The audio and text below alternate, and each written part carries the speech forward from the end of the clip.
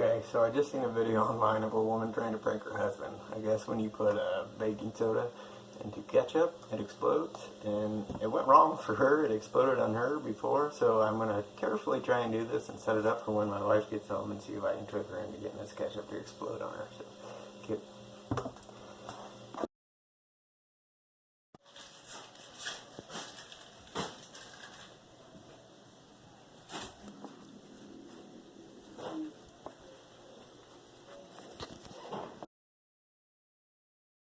I know I gotta start a list. We have ketchup. Wait. Whoa, what's going on with our ketchup? It's turning into foam.